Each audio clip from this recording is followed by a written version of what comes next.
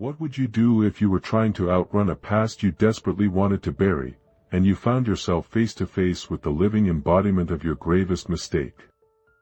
This is the true story of Caleb Stone, a man haunted by the echoes of a gunfight, and the woman who arrived to tear open old wounds, in what would become one of the most remarkable and dangerous cases ever recorded in the annals of the Arizona Territory.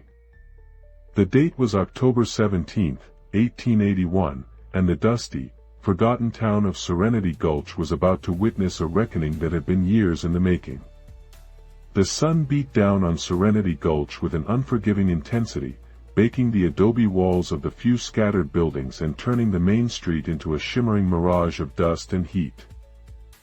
It wasn't much of a town, really. A general store, a saloon, a blacksmith, and a handful of ramshackle homes clinging to the edge of the Sonoran Desert. The wind, a constant companion, whispered through the dry brush and rattled the loose shutters, carrying with it the scent of sage and distant dust. To the east, the Dragoon Mountains rose like jagged teeth against the impossibly blue sky, a silent, ancient sentinel over a land that cared little for the struggles of men. Serenity Gulch was a place people came to disappear, to forget, or to be forgotten, and for Caleb Stone, it had been all three. In 1881, the Arizona Territory was a crucible of change and conflict. The Apache Wars still simmered, prospectors chased dreams of silver and gold into treacherous canyons, and cattle barons carved out empires on the vast, open range. Law and order were often distant concepts, enforced by weary sheriffs in some towns, and by the fastest gun in others. It was a land of opportunity and peril, where a man could make his fortune or lose his life in the blink of an eye. The scars of the recent Civil War still ran deep, and many sought new beginnings in the untamed West, carrying their pasts like heavy burdens, hoping the sheer expanse of the land could swallow their regrets. Caleb Stone was one such man. At 42, his face was a roadmap of the hard life he'd led, etched with lines around eyes that had seen too much. His hands, once quick and deadly with a Colt, were now calloused from working the land on his small ranch just outside Serenity Gulch. He ran a modest herd of cattle, kept to himself, and spoke only when necessary, earning him the moniker, the Silent. He wore his past like a worn leather holster, always present but rarely displayed. He had come to Serenity Gulch 5 years prior, seeking a quiet existence, a penance for the violence that had defined his younger years. He believed he had found it, until the day the stagecoach rumbled into town, bringing with it a ghost from his past. The circumstances that led to the central conflict were as simple as they were devastating. Caleb had been in the general store, picking up supplies, when the stagecoach arrived. He paid it little mind, his thoughts on a fence line that needed mending. But then, a woman stepped down, her black dress stark against the dusty street, her face pale and streaked with tears. Her eyes, wide and searching, scanned the small crowd, and then locked onto Caleb. A chill, colder than any desert night, ran down his spine. He knew, instinctively, that his fragile peace was about to shatter. She walked towards him, her steps measured, her gaze unwavering, and when she was but a few feet away, her voice, though trembling, cut through the midday quiet like a knife. "I'm the sister of the man you shot, Cowboy," she said, her voice cracking, "and I've come for answers." "Otto I, O Chamado." The words hung in the air, a death knell to Caleb's carefully constructed solitude. He felt the eyes of the few townsfolk present turn towards them, their whispers like the rustle of dry leaves. His hand instinctively twitched towards his hip, a phantom weight where his gun used to be. He hadn't worn it in years, not since he'd sworn off the life that had earned him his grim reputation. The woman, Elara Vance, stood before him, her grief a palpable force, her eyes burning with a mixture of sorrow and accusation. He recognized her, vaguely, from the periphery of that fateful night, a ghost had hoped would never materialize. "Ma'am, I don't know what you're talking about," Caleb said, his voice a low rumble, betraying none of the turmoil churning within him. He tried to sound dismissive, to make her disappear, but her resolve was unyielding. "Don't you lie to me, Caleb Stone," she retorted, her voice rising slightly. "My brother, Elias Vance. You shot him down in Dust Devil Creek, 3 years ago. You remember, don't you? The man they called the Silent." A wave of memories, sharp and unwelcome, crashed over Caleb. The smoky saloon, the glint of a knife, the quick draw, the sudden silence. Elias Vance. He remembered. He remembered the fear, the adrenaline, the cold certainty of his actions. It had been self-defense, a clear-cut case, or so he had told himself for years. But seeing Ilara's raw pain, the certainty of his past began to fray.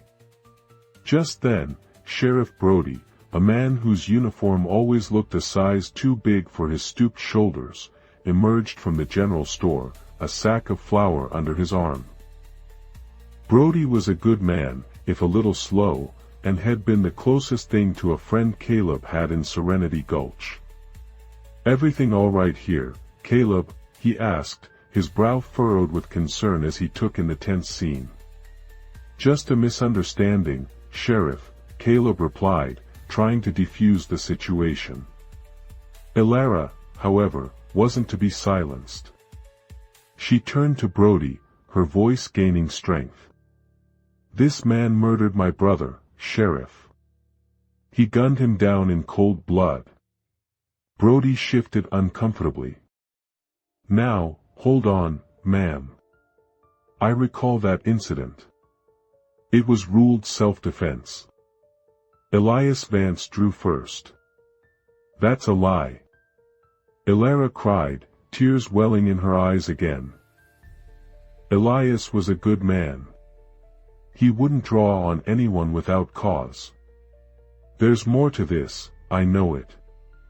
From the doorway of the Lucky Horseshoe Saloon, Martha "Ma" Jenkins, a woman whose stern exterior hid a heart of gold and a mind sharper than any blade, watched the unfolding drama. She wiped her hands on her apron, her gaze shrewdly assessing Ilara, then Caleb. Ma Martha had seen a lot in her 50 years running the saloon, and she knew trouble when it walked in wearing a black dress.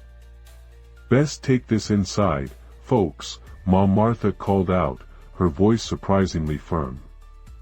"No sense airin' dirty laundry on Main Street."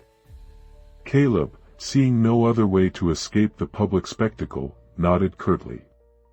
"She's right. Come on, ma'am. We can talk." Ilara hesitated, her eyes still fixed on Caleb, but the weariness of her journey and the futility of arguing in the street seemed to win out.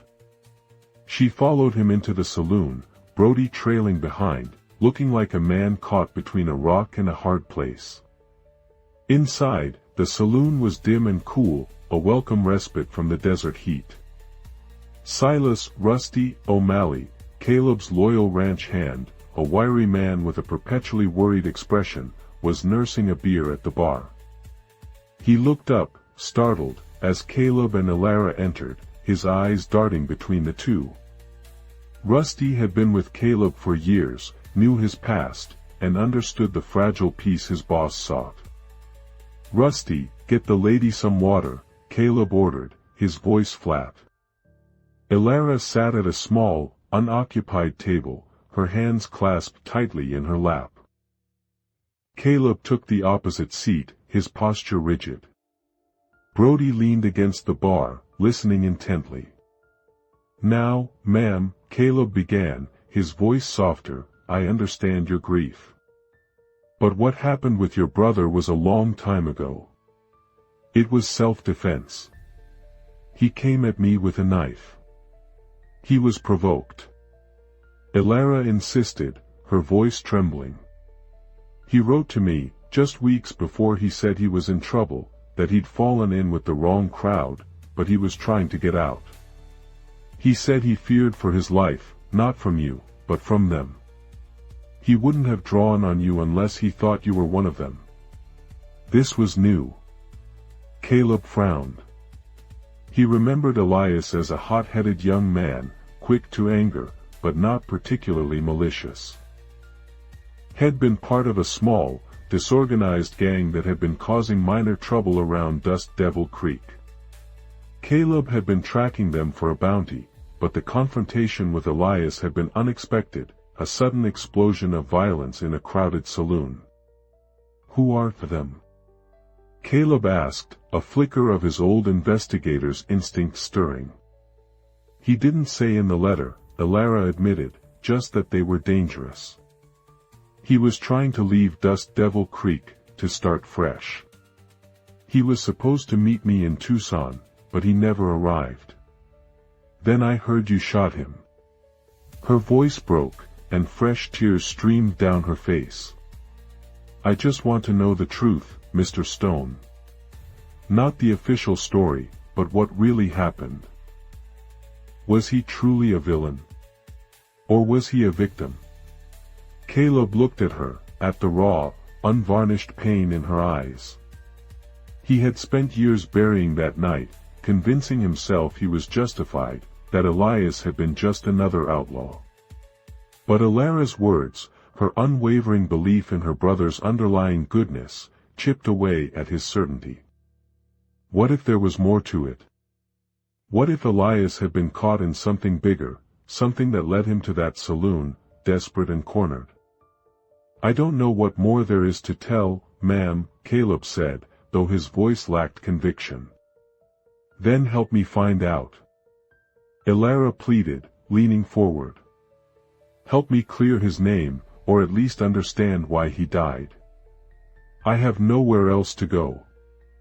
I've traveled weeks to find you. You're the only one who was there, the only one who can help me piece it together.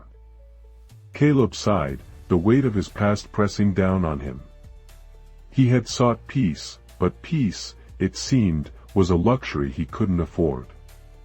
Elara Vance, with her tear-streaked face and unwavering determination, was a mirror reflecting his own unresolved guilt. He looked at Brody, who offered a sympathetic shrug, and then at Ma Martha, who gave him a knowing nod. He was trapped. He had to know, for his own sake, if the man he had killed was truly the villain he had painted him to be.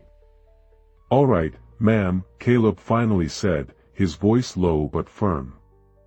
I'll help you. But if we're going to do this, we do it my way. And we start by going back to Dust Devil Creek. Elara's face, though still tear-stained, showed a glimmer of hope. Thank you, Mr. Stone. Thank you. Rusty, who had been listening with wide eyes, spilled a little beer. Dust Devil Creek. That's a rough town, boss. I know, Rusty, Caleb replied, standing up. But it seems some ghosts just won't stay buried. He looked at Elara, a silent promise in his eyes. He would help her find the truth, even if that truth shattered his own fragile peace. The call had been answered. Auto 2, a jornada. The journey to Dust Devil Creek was a grueling 2-day ride under the relentless Arizona sun. Caleb and Elara rode in silence for much of the way, the unspoken tension between them a heavy shroud. Caleb, on his sturdy bay, kept a watchful eye on the horizon, his senses honed by years of living on the edge. Elara, astride a rented mare, looked small and vulnerable, but her determination was a steel core beneath her grief. Rusty, ever the loyal shadow, rode a little behind them, his hand often resting on the worn stock of his rifle. As they rode, Caleb began to piece together the fragments of his memory, trying to reconcile the hot-headed Elias Vance he remembered with the desperate man Elara described. Dust Devil Creek was a mining town, born of a silver strike, and like most boomtowns, it was a magnet for both honest folk and those who preyed upon them.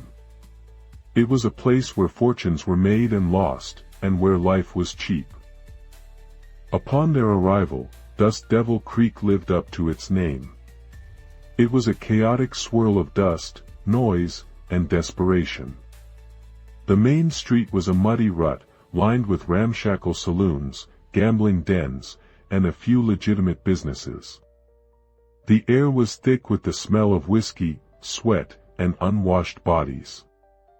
Caleb led them to the livery stable, securing their horses before heading to the local sheriff's office, a small, dilapidated building that looked like it might collapse at any moment.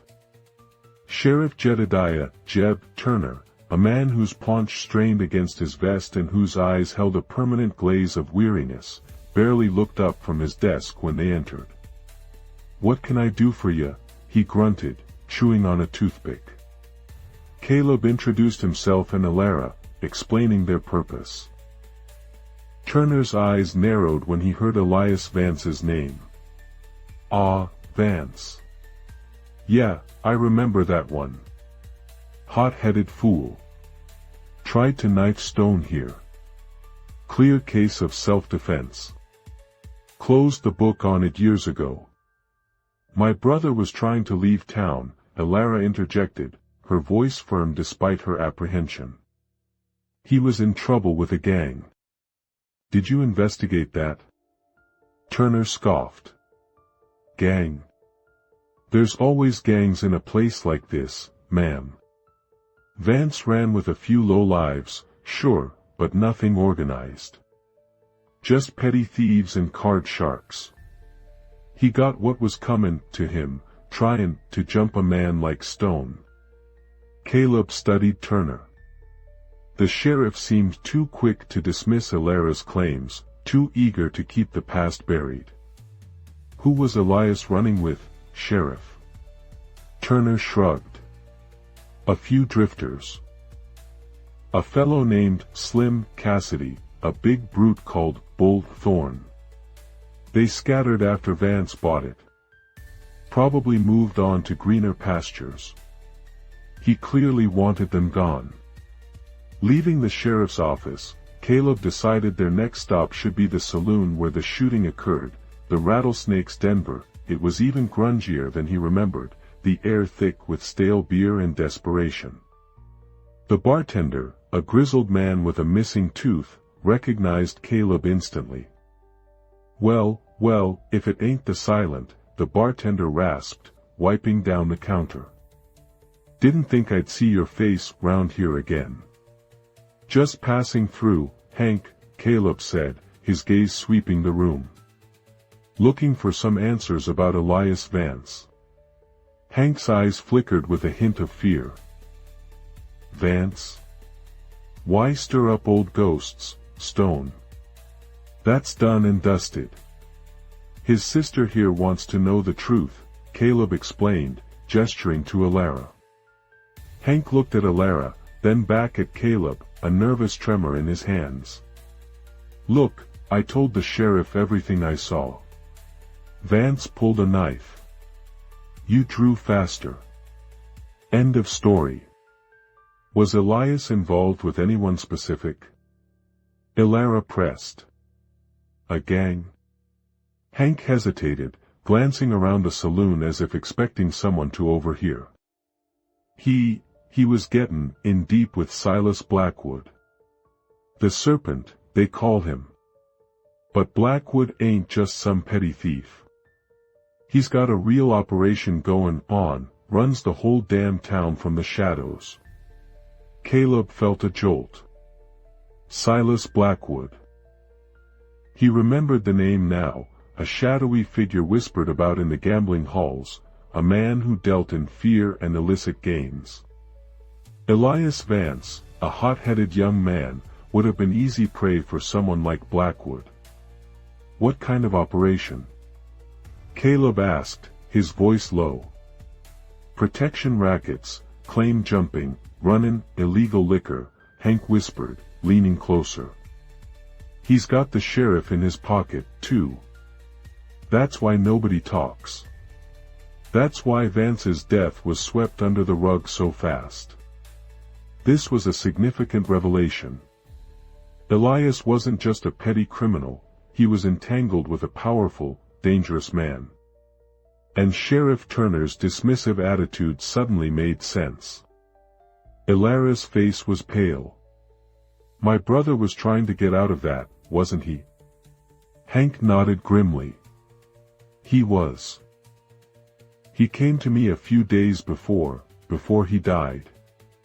Said he'd found something that could bring Blackwood down. He was scared, said he was gonna take it to the authorities in Tucson, but he needed to get out of town first. He was supposed to meet someone, a contact. Who was the contact? Caleb pressed. He didn't say, Hank replied, just that it was an old prospector, lived out in the hills, didn't trust nobody. Said he had proof, too. This was the first real lead. An old prospector. Caleb remembered hearing whispers of a reclusive old man named Old Man Hemlock, who lived in a shack high in the hills, known for his distrust of outsiders and his uncanny ability to find hidden veins of ore. If anyone had seen something, or had something Elias had entrusted to him, it would be Hemlock. Where can we find this Hemlock? Caleb asked. Hank pointed vaguely towards the jagged peaks to the north. Up in the Dragoon foothills. Good luck gettin' him to talk, though. He's madder than a wet hen and ornery as a sidewinder.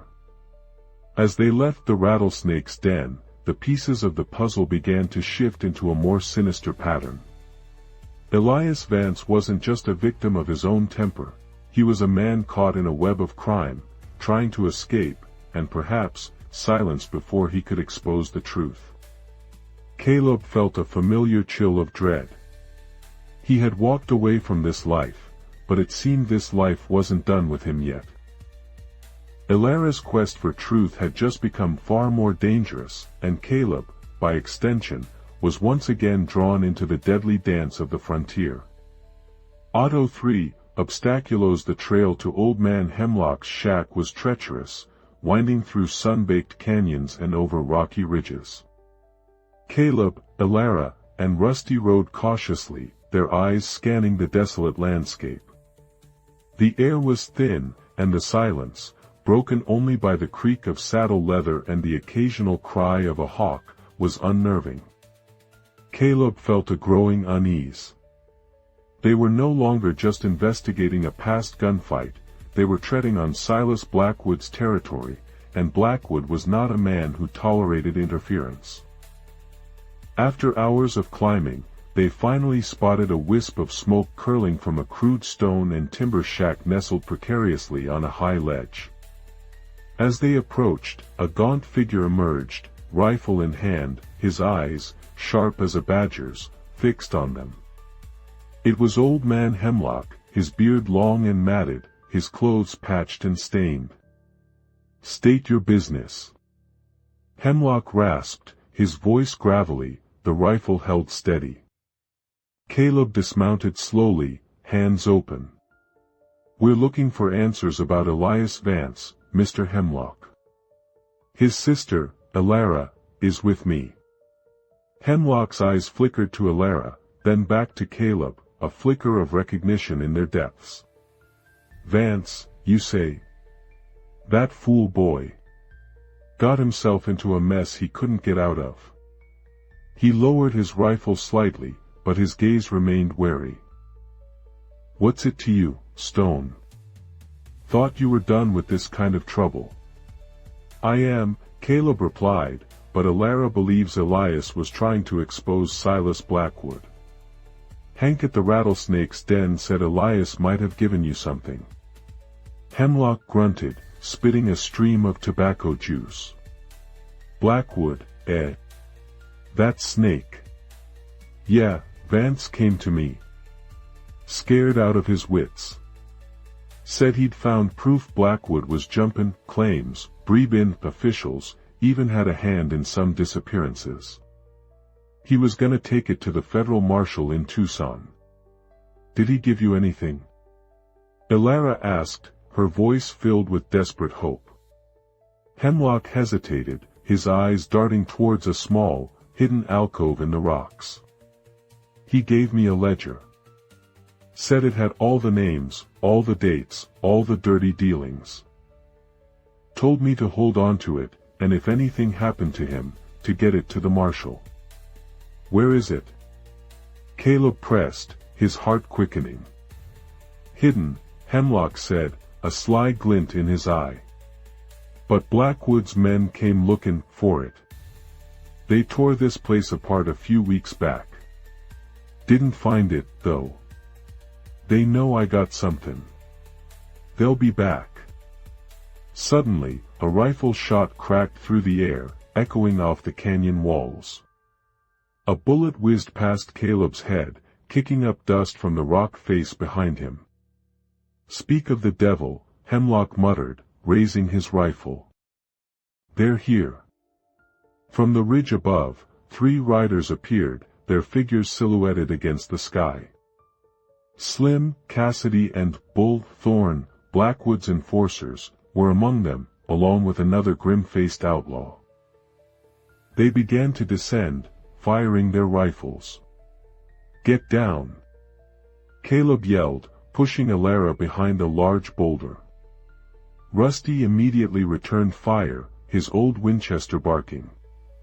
Caleb drew his own pistol, a relic he rarely used, and aimed carefully.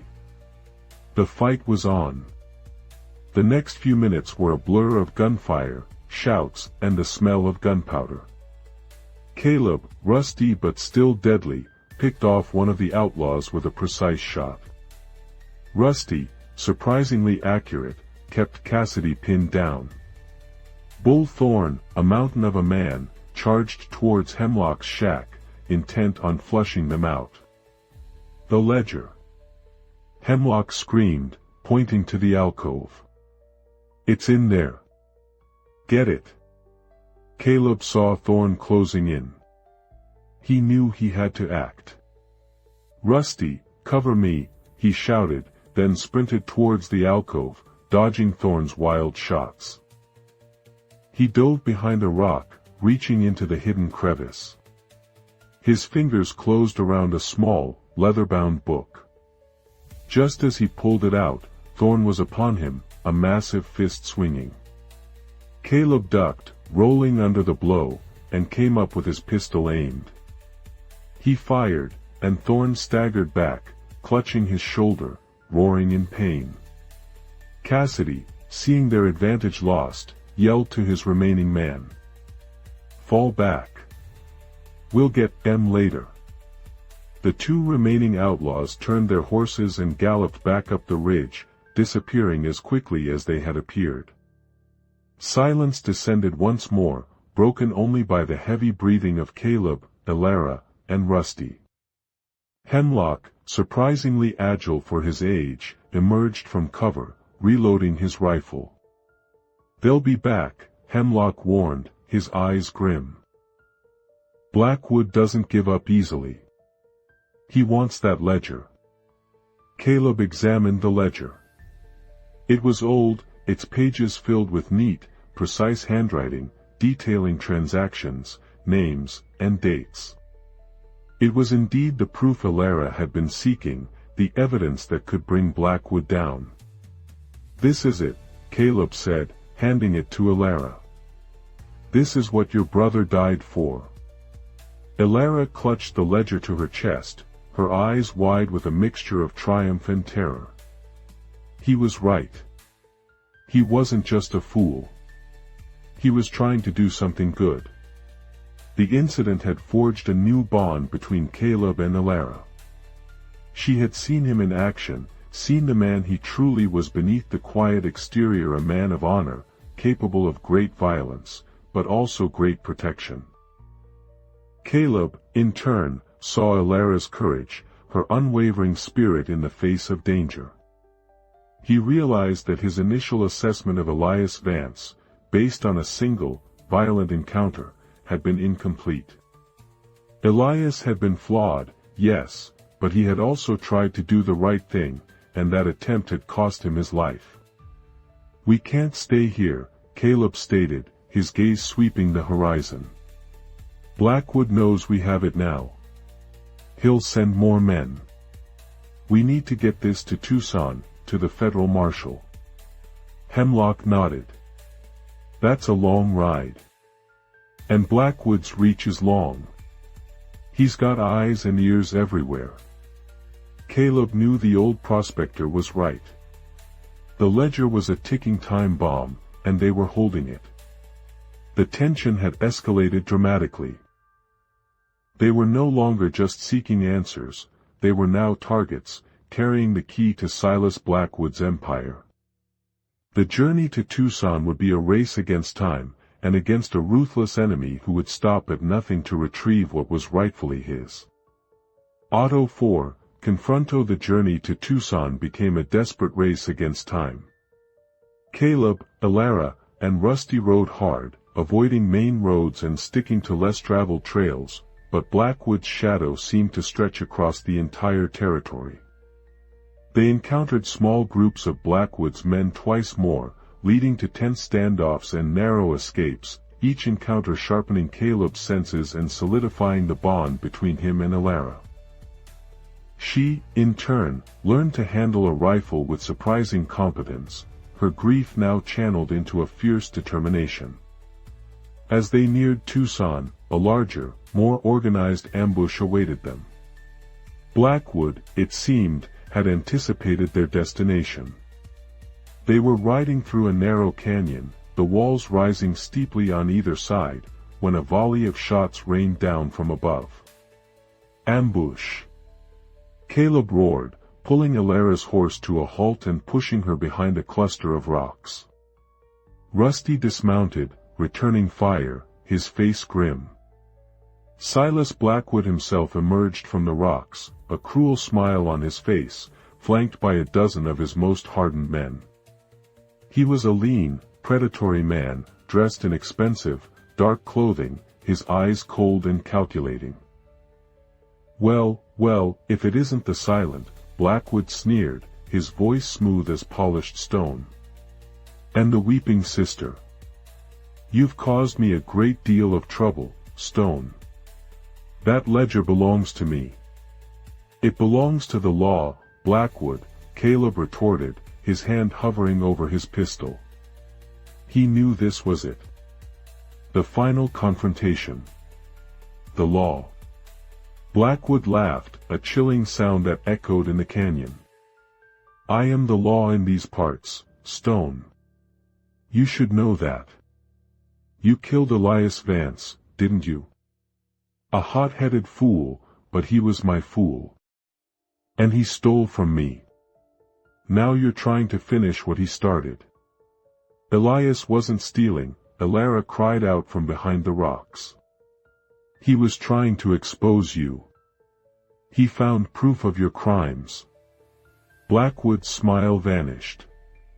"He was a traitor. And you, little girl, are foolish to follow in his footsteps.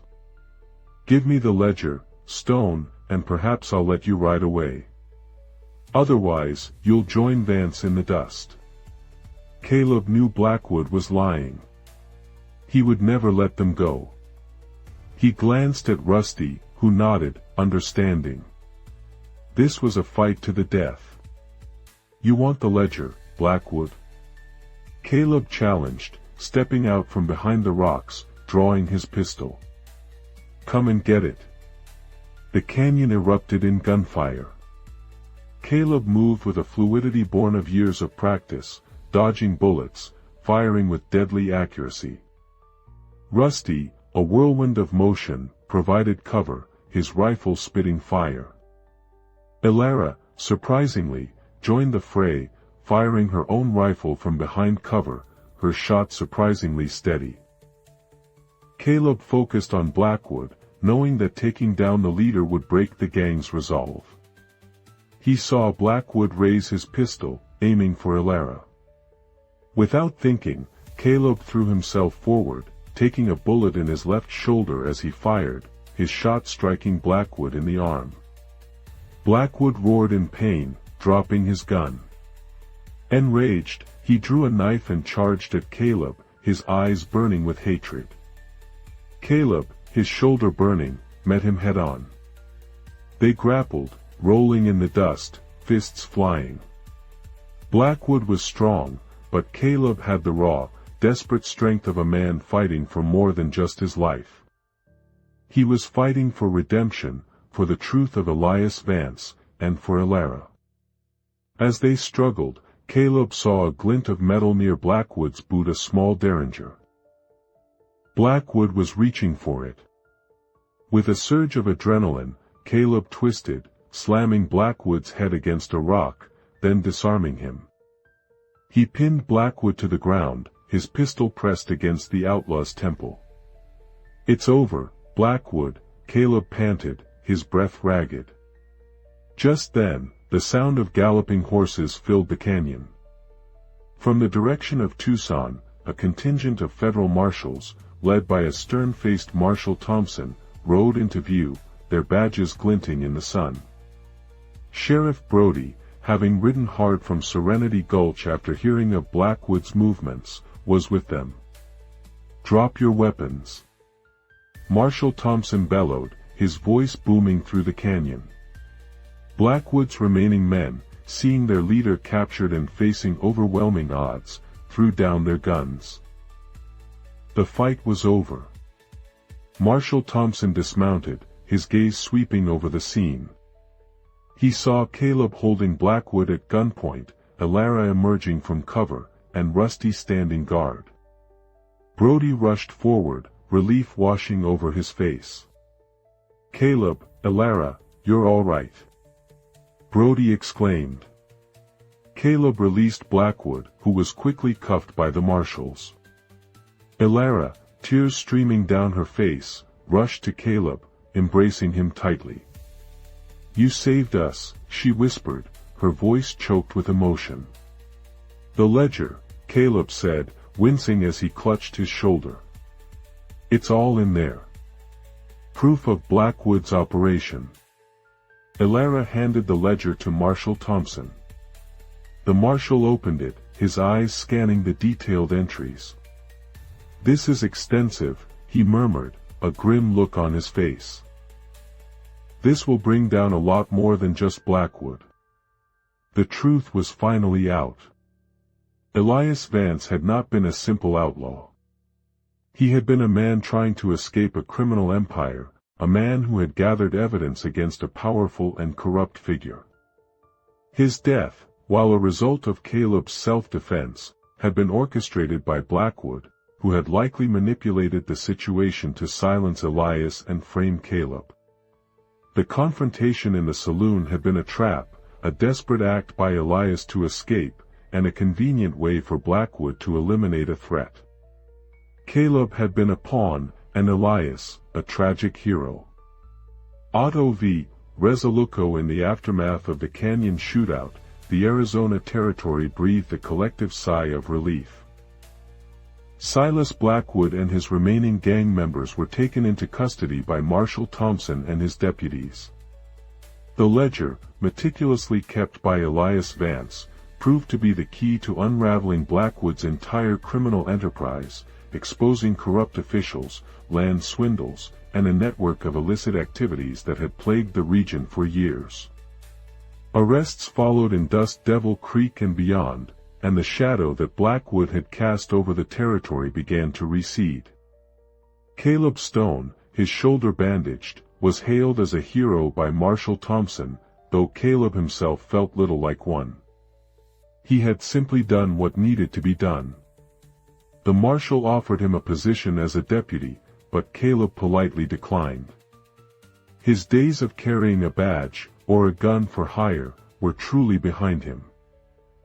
He had found his own form of justice, and with it, a measure of peace. Elara Vance, her quest for truth fulfilled, found a profound sense of closure. She had learned that her brother, Elias, was not the simple, innocent man she had always believed him to be, but neither was he the villain the official story had painted him as. He was a complex individual, flawed and misguided, but ultimately, he had tried to do what was right. The ledger was his legacy, a testament to his final act of courage.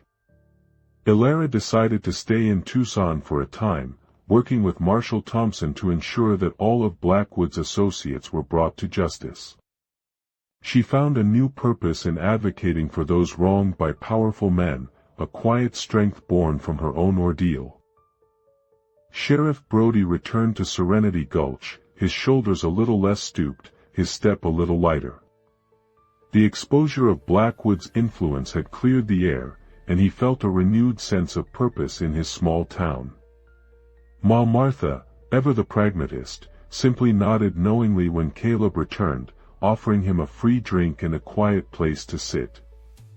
Rusty, loyal as ever, was just glad to have his boss back, and the ranch, though neglected for a time, would soon be thriving again. Caleb returned to his ranch outside Serenity Gulch, the quiet solitude no longer feeling like a penance, but a choice. The burden of Elias Vance's death, which had weighed on him for years, had finally lifted. He understood now that the world was rarely black and white, and that even in the most violent of encounters, there could be layers of truth waiting to be uncovered. He had killed a man, yes, but he had also helped bring justice to a territory, and in doing so, had found a path towards his own redemption. He often thought of Ilera, of her courage and her unwavering spirit. Their paths had diverged, but the bond forged in the crucible of the Arizona desert would forever connect them. He knew she would continue to fight for what was right, just as he would continue to live a life of quiet honor. The frontier was still wild, still dangerous, but for Caleb Stone, the ghosts of his past had finally found their rest. He was no longer just the silent, he was a man who had faced his demons and emerged, not unscathed, but whole.